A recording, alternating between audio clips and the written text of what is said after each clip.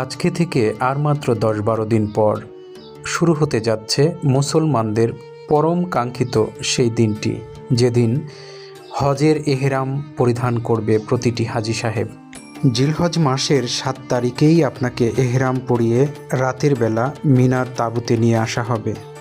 এটাই সেই মিনার তাঁবু যেখানে ৮ তারিখ ফজর থেকে ৫ ওয়াক্ত নামাজ আপনাকে এখানে পড়তে হবে। এশার নামাজের পর আপনাকে নিয়ে যাওয়া হবে আরাফার ময়দানে। মিনার তাঁবুতে দোয়া কবুল হয়। এখানে অবস্থানকালে ৫ ওয়াক্ত নামাজ পড়ুন এবং আল্লাহর জিকির এবং দোয়া করুন। এটাই হচ্ছে মিনার তাঁবুর আমল। এখন থেকে শুরু করে আগামী ৫টা দিন আপনাকে প্রচণ্ড ধৈর্যের পরীক্ষা দিতে হবে। এর জন্য মানসিক প্রস্তুতি রাখুন।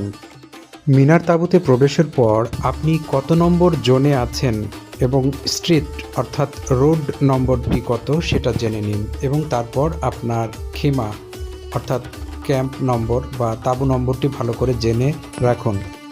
অল্প জায়গার মধ্যে অধিক সংখ্যক লোক সেখানে অবস্থান করতে হয় এবং বিছানাগুলো অত্যন্ত সরু আকারে হয়ে থাকে। আপনারা দেখতে পাচ্ছেন এই রকম হবে আপনার বিছানা।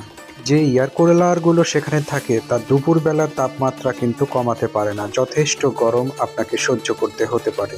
এরকম প্রতিকূল পরিবেশে অনেক হাজী সাহেবই আছেন যারা ধৈর্য হারিয়ে ফেলেন।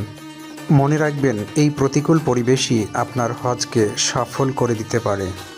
আপনার তাঁবু থেকে আপনি ২০ থেকে ৫০ কদমের মধ্যেই বাথরুম পেয়ে যাবেন। কয়েক বছর আগে থেকে এখনকার বাথরুমগুলো অনেকটাই উন্নত করা হয়েছে।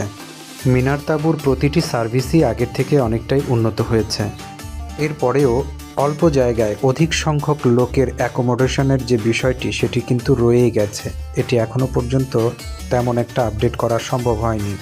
ভিডিওটি শেয়ার করে হাজী সাহেবদের দেখার সুযোগ করে দিন।